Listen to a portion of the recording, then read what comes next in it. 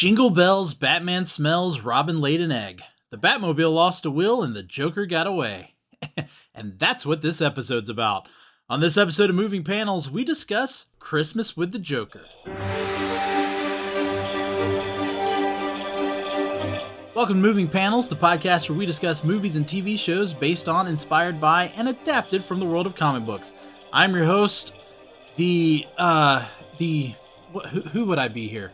I would be the George Bailey. Let's say the George Bailey of the episode. Okay. I don't know why. I just picking a Christmas. This is a Christmas episode. Yeah. I'm picking a Christmas character.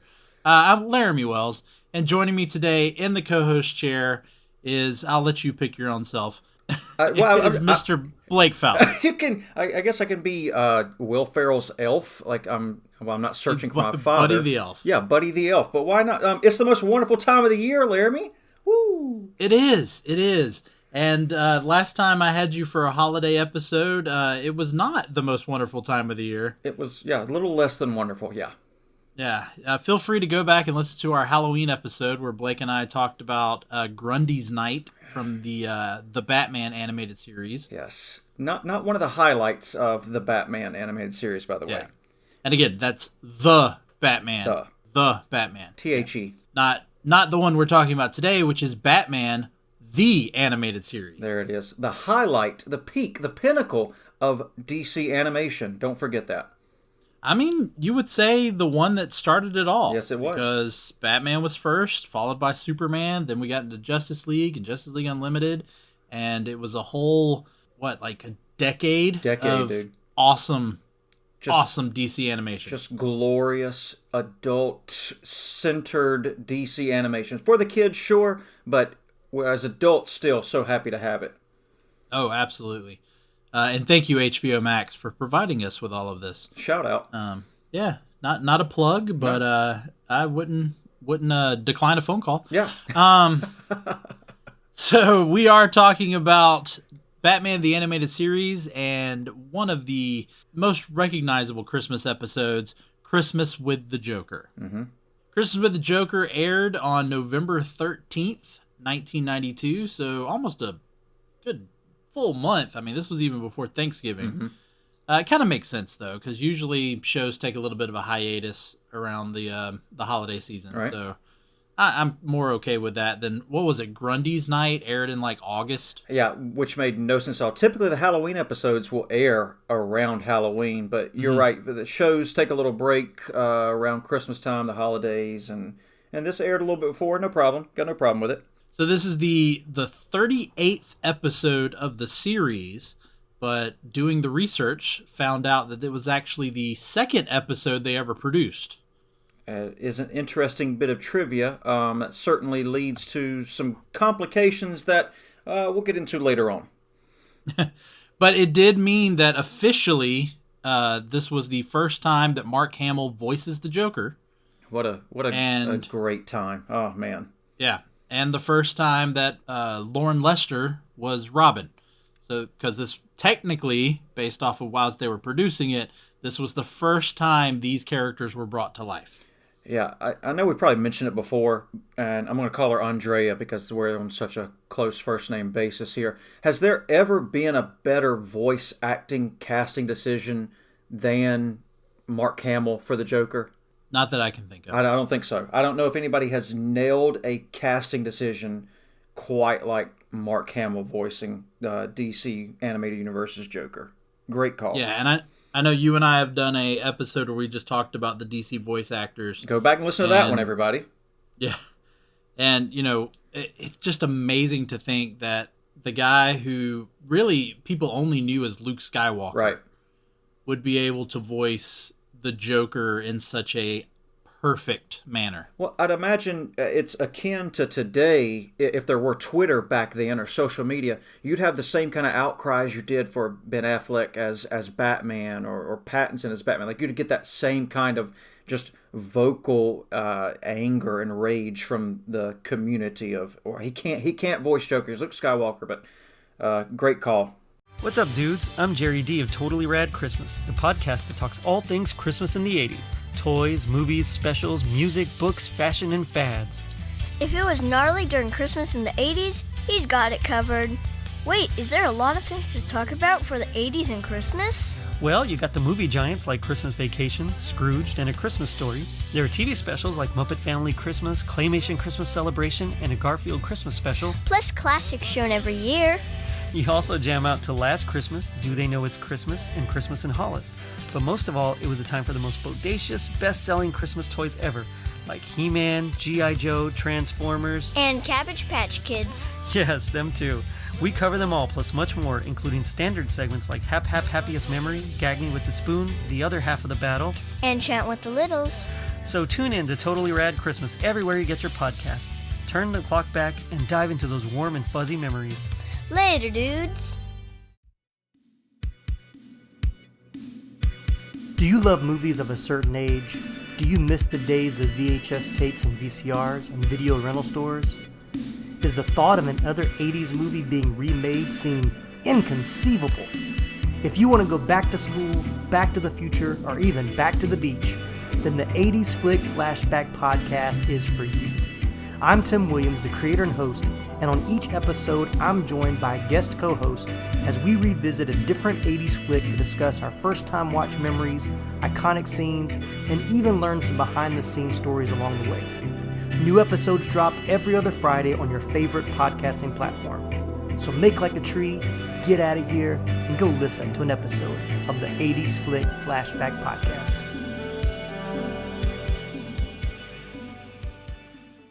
All right, well, let's get into this. We're going to do this episode a little different. Instead of it being where we've already watched the episode, although we have. Right. But instead of us just talking about the episode in the past tense, we're actually going to do a watch-along.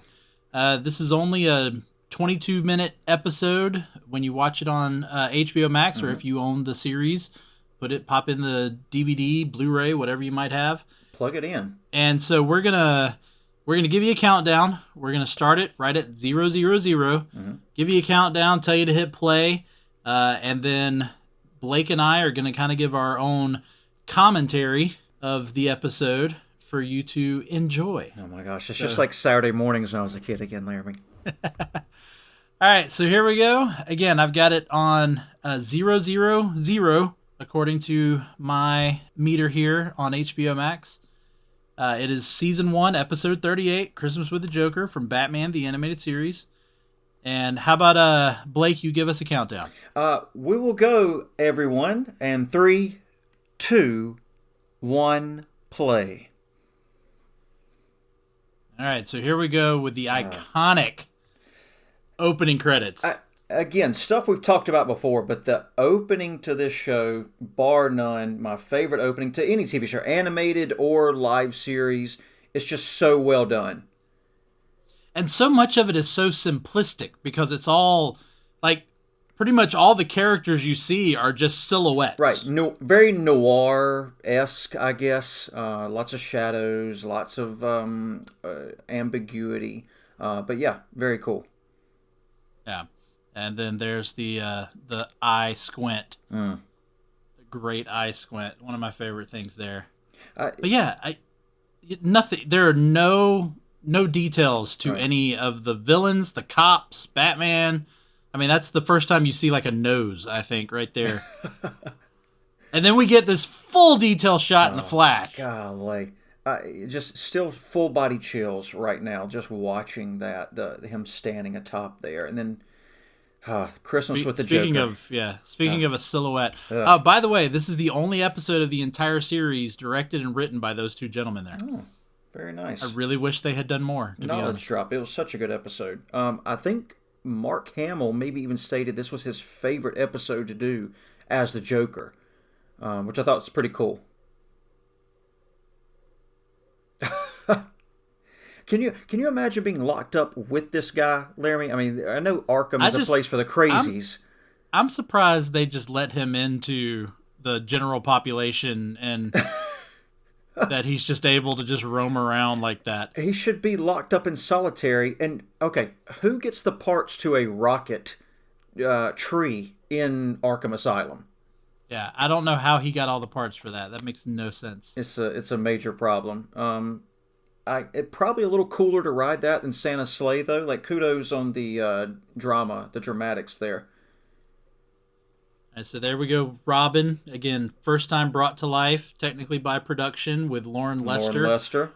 Who actually also voiced Hal Jordan, the Green Lantern, on Batman the Brave and the Bold. So interesting there. Very nice. But he did return to the role of Robin, I guess it would be Nightwing, right? For the animated movie Batman and Harley Quinn. Okay. A little hopping back and forth, but I'll allow it. Yeah. So yeah, Batman has never seen It's a Wonderful Life. No, not ever. Yeah. It's a sheltered life he has led. He's well, his parents did die in a pretty graphic way, Laramy. Yeah, but you would think Alfred would have shown him that movie at some point. Why would you do come that? on. Most people would think around Christmas time your favorite costumed person would be Santa. Mine is still Batman. Watching him drive through the snow in the Batmobile, it warms my heart. It's just so weird that they're only 7 feet above the street there. No one's paying attention to them. My question is, they're standing over the Santa ringing the bell there. Do they donate to the Salvation Army? Does Batman donate to the Salvation Army? I'm sure he drops a few coins in. By the way, I noticed something in this episode, which I want to go back and see other episodes. Do you notice that he doesn't use a grappling gun, that they just throw? Right, they're just throwing their hook. Yeah. And there's one part, we'll point it out a little bit later, but there's one part where Robin throws it what has to be a ridiculous distance. So we'll make sure we mention that one. He's been in the Bat Gym working out. But here's the other thing.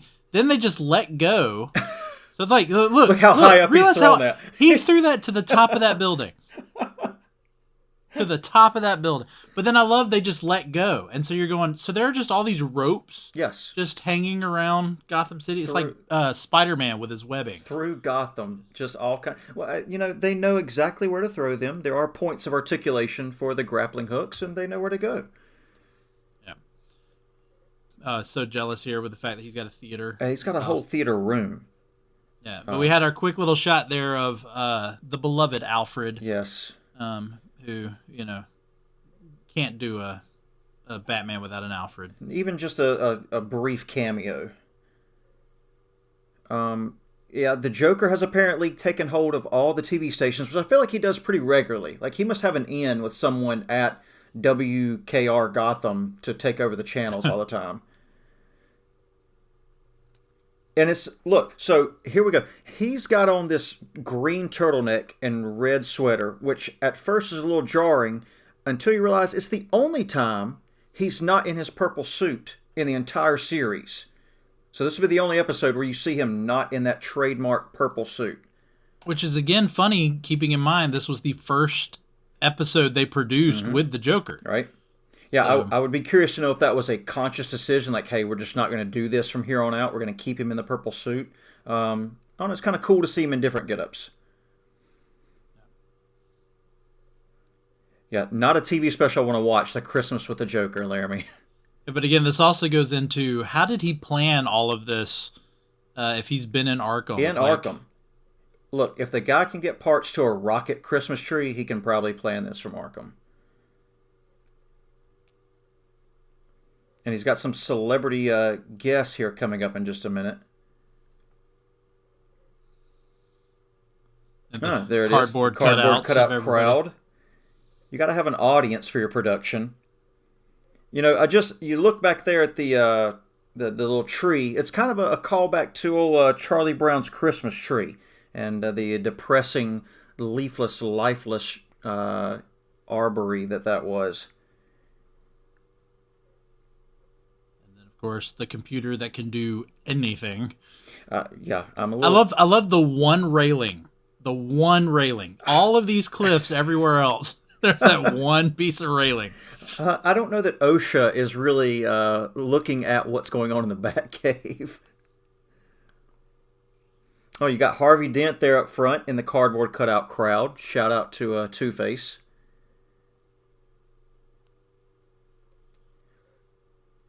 Yeah, he looks like he has a little bit of a dad bod. Yeah, well, the Joker probably doesn't focus on fitness a whole lot.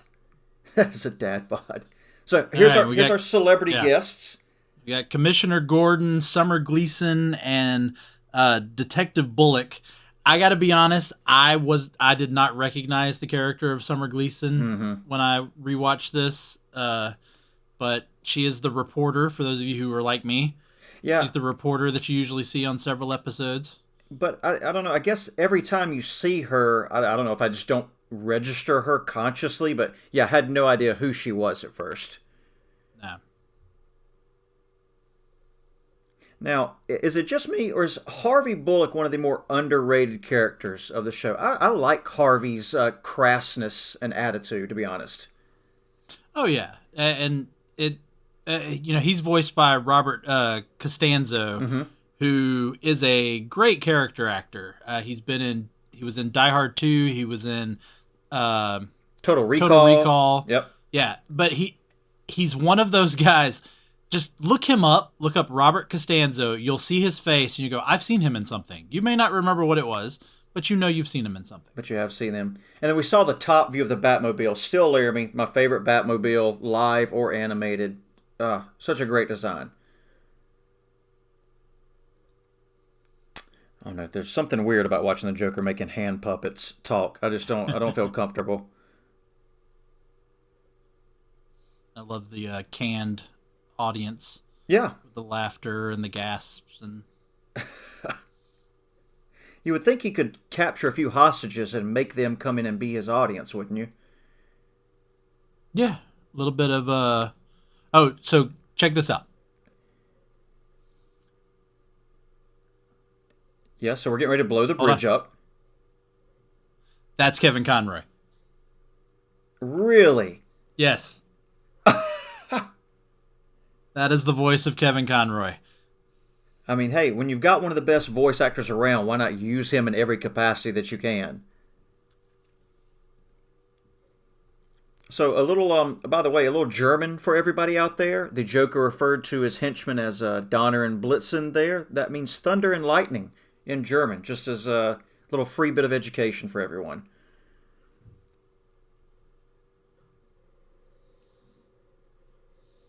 What's keeping them from spitting out the candy canes? Yeah, I was thinking the same thing. I've always thought that whenever a show does the handkerchief in the mouth, yeah, I'm like, what prevents you from just pushing it out with your tongue? Like, yeah, not that but I ever this one wanna, definitely. Yeah, not that I ever want to find out for real. Like, please don't anyone bound and gag me just for laughs. But I don't understand the candy, or just eat the candy cane. I would just eat the candy cane. Here's another one of those things. Autopilot. I don't think autopilot works the way that it claims to work here. Several times I have hit the cruise control button on long trips. That definitely doesn't work the same as autopilot. I'll tell you that right now. And I mean, the train was clearly on a curve at the moment. So how the Batmobile knew to stay at that curve? It's a Tesla, Laramy. The Batmobile is a Tesla. I've always thought this about episodes too. When people decouple, I'm like, if a single person can decouple a train like that, that scares me. It's terrifying. That's why I don't get on trains. You can't trust them. They got a mind of their own. You can't trust them. But yeah. Now there's some inconsistency here. There is still a car attached to that engine train. Right. Like there's obviously the engine. There's what you assume would be where they house, I guess, coal or whatever they're. Mm-hmm. I mean, it doesn't look like a steam engine, but. And then all of a sudden, as we see, I think when it falls, there's no car attached to it. It's just the two. Just the two at the front, yeah. Yeah. I'll be sure to call Bruce Timm after we get done with this and let him know. Retcon that. And then again. And how the Batmobile get on the train tracks. Yeah.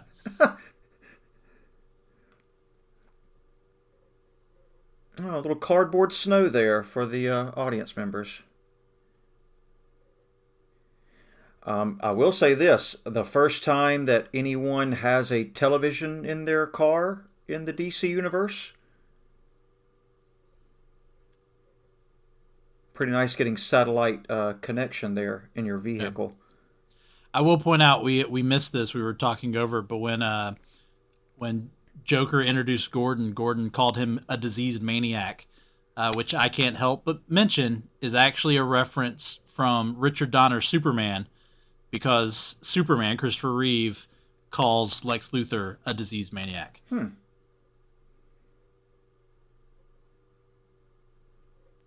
Yeah, I don't know. There are gifts you want to receive, and there's gifts you don't want to receive. I'd imagine a Joker Jack in the Box is not one. Although it does remind me, when I was younger and I watched this live, and I do remember watching this, I would eat bowls of cereal on Saturday morning, and the bottom of my bowl of cereal had a clown face on it. So that was kind of always really stuck with me there, that I was eating Joker bowls of cereal. Looks like an American Gladiator scene. Do you remember American Gladiator? You had to outrun the dodging. But I want to actually talk about the line he just said. Do you hear? He said, "When you care enough to send the very blast." Are you aware that that's a reference to Hallmark? No. Yeah. What? So back in the early 90s, Hallmark's slogan was, "When you care enough to send the very best." Oh, okay. That's pretty good. And of course, Christmas. So gotta have that Hallmark reference in there. This makes no sense. Yeah, just absolutely obliterating the outside of this television. How's he still broadcasting? He just shot down the satellite. That's what he says. He goes, "But we're still on the air." I'm we're like, then still what's the point of the satellite? Is it to make the joke? And now we've just got lasers flying everywhere. Giant cannon shooting lasers there. What is it, for those of you who've watched Austin Powers? So they got freaking lasers on their freaking heads. Oh, here we go. Joker robots, whatever you want to call them. What's worse than one Joker? I guess 7. There's no way, right? Yeah. Now these Joker robots, as well as the giant tin soldiers you're going to see in a little bit, those actually made a return in the Super Nintendo game, The Adventures of Batman and Robin. I'm going to have to break out that cartridge and blow the dust out and replay that then. I don't actually think that's one I ever played. Oh, okay. I still have it here in the collection. We're seeing like all of these Jokers on screen at one time, and it makes me think of that Mark Hamill wasn't actually the original Joker in this series. They'd actually cast Tim Curry as the Joker, and some DC producer executive didn't like it, and Romano had to go recast him and brought Mark Hamill in, and Mark Hamill actually had to match his mouth to the already created animation, which is the reverse of obviously how you do voice acting. So just thought that was interesting. The great Tim Curry wasn't even good enough for this, but we got Mark Hamill, thank goodness. Yeah, that's impressive. You know what? I'd love to actually hear Tim Curry's take on it, though. I'm sure that's buried somewhere on the DC lot, the Warner Brothers lot.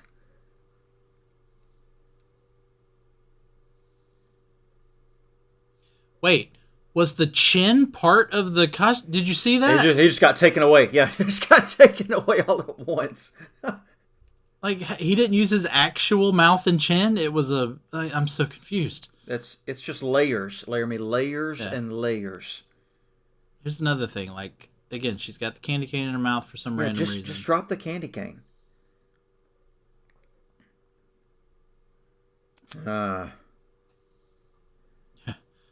Obviously a take on Betty Boop. Betty Boop, absolutely. I mean, there's so many references in this to other properties and shows. I mean, you've got, I think It's a Wonderful Life and The Nutcracker. Well, I mean, they talk about watching the movie It's a Wonderful Life, so obviously. Right. Charlie Brown Christmas Tree. I think maybe it'll come here in a minute. I can't really remember, but at one point in time, you get a How the Grinch Stole Christmas reference with tying the branch to the head of your Rudolph, so to speak. So pretty cool they were able to work all those in. What I love is the detective work. He goes, "Oh, that toy hasn't been made in years. It was originally made at LAFCO." Come on, Batman. You can't tell me that when the Joker was involved, you didn't think to check out a place called LAFCO? Give the guy a break. It's Christmas, okay? He's got like Santa brain going on. Yeah. I will also point out the physics as to how he takes out that garage door. All right, Neil Tyson deGrasse are over here ruining all imaginary things. There's no way they don't hear him laugh. They're in a giant abandoned warehouse, clearly would echo as he's laughing. What is it? You have to the suspension of belief, right? There's your Nutcracker reference. There we go. Right there. Yeah, there we are. And there's those giant soldiers that I mentioned that reappear in the video game. Does anybody know what any of those gauges or levers mean as they spun round and round? No, and how in the world, like, again, when did Joker create these things? And, like, how intelligent are these robots that they know exactly where these Batman and Robin are? See, they're stomping, trying to step on Batman there. Well, they're taking Thanos' advice and aiming for the head, at least. I mean, there is that. Joker airplanes. Those are creepy. I would imagine those are. Oh, I love this joke. Vibes, yeah. I love this joke coming up. After he takes out all of these planes. And I love this, hey, I'm just going to hold this, and y'all are just going to fly right into it. Yep. Yeah. I'm just going to hold it.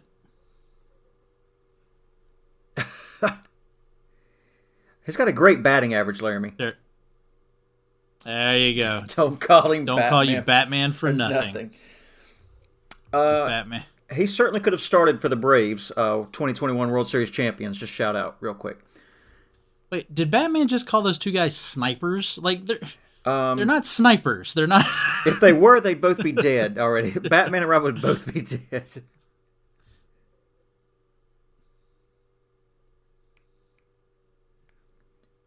And that makes no sense, there too. it is. I just want to point out. Yep. The fact that it actually, you heard it walk over there, the cape. And then it's just a giant teddy bear. And then here's the other thing. So we saw holes get blown into the cape. Obliterated the cape. Swiss cheese. Yeah, and then he's just putting it back on. No holes at all. Maybe he's got a spare cape in his belt. Yeah. And why there is a giant vat of molted something in a toy factory. Boiling vat of liquid. Yeah. I think the number one rule of villain school is no long speeches. Like, just do what you got to do and quit giving the speech. Gotta love the Batman wrapping paper. It's my go-to every year. Thanks, Robin. Yeah, back off, Robin. And what is it? Oh, it's a pie to the face. Old pie in the face. All this was set up to give Batman a pie in the face. Just a pie in the face joke. Which you gotta love. Absolutely love it. Many a school fundraiser done for that. And, of course, the bat suit is completely, like... How high were they? Because a few minutes ago, they seemed to just be, like, a few feet above. And then when he lets them go, they're, like, 20 feet in the air. Give Batman enough time. Just got just enough. Yeah. The old Great slipping the jacket there. But why is that roller skate there? Just one. Just one single roller skate, and then... saved him. Yeah. But I think it's well documented how many lives could have been saved if he'd just let him fall in the vat of molten lava. But that wouldn't have been very Batman of him. I know. Back at Wayne Manor. Return to Wayne Manor. Finishing It's a Wonderful Life. Alfred brings them their Fanta. Yeah, I was going to say, is that Orange Crush right there? Nothing says Christmas like Fanta. It does rhyme with Santa. And the bell there, same way that Yep. It's a Wonderful Life ends with the bell ringing.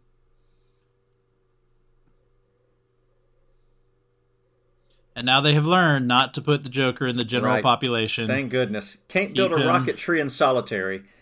Keep him in solitaire in a straitjacket.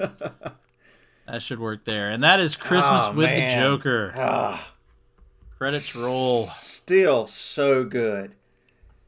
I mean, that honestly is. I mean, we can go ahead and get into our final decision if you want and just talk about it a little bit more. But I think both of us are going to definitely say a bag it. Yeah, it's a bag it, 100%. One of, if not the best episode. I mean, there are lots of great episodes for Batman the Animated Series, and of course, Batman the New Adventures. But this is it's up there, top 3 at least. I mean, it's a great, just Christmas themed episode. Right. You know, we talked about in Grundy's Night how that episode was so disappointing as a Halloween episode because it really could have taken place at any time of the year. Right. But this had to be Christmas. Everything was centered around being Christmas. Right. You know, Joker doing the kind of Christmas special, Joker making all of his weapons and gadgets and whatnot, making all of them Christmas centric. Yep. Christmas theme. Yeah, and it's kind of, if you'll recall, we did a Christmas episode, I believe, last year for the Justice League. And that was certainly more of a heartwarming Christmas episode. A lot of feel good in that. Whereas this is just a good, fun Christmas episode. A lot of good gags, a lot of stuff to kind of laugh at and kind of talk about. But it's just it's a great episode all around. Yeah, whereas Comfort and Joy, which was our episode from last year, was more of the meaning of Christmas to the various characters and understanding the spirit of Christmas. This was just a Batman adventure centered around Christmas. Yeah. That's all this was. And what more could you ask for around the holidays than a Batman-centered adventure? I mean, I would want a Superman. Yeah, sure. Sure, that too. Yeah, we'll have to look into the Superman Christmas episodes for maybe next year. So I'm down for that, Laramy. Up and away to that. We'll look into that, and hopefully you enjoyed the commentary watch along. If you were able to watch along with us, hopefully we didn't talk too much. Again, it was the first time for us. We didn't want there to be a lot of dead air, but hopefully we entertained you. And if you did decide to watch along with the episode, hopefully we made it. Gave a whole nother level of enjoyment during that episode. And if you did like it, please let us know. Again, social media or email at Moving Panels on social media, movingpanels@gmail.com. Just let us know. Let us know if you like the watch along, because we could do that, obviously, with a lot of these 30-minute, especially television shows. A lot of fun for us. All right, well, I guess that'll do it for us today. Thank you very much, Blake, for joining me on this Christmas adventure.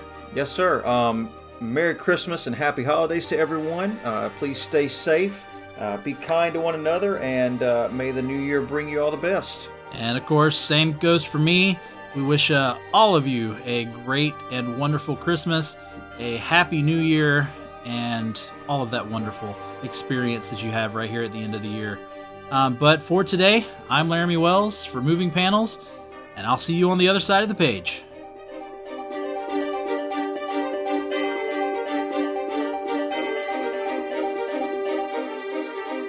Ho, ho, ho, ho!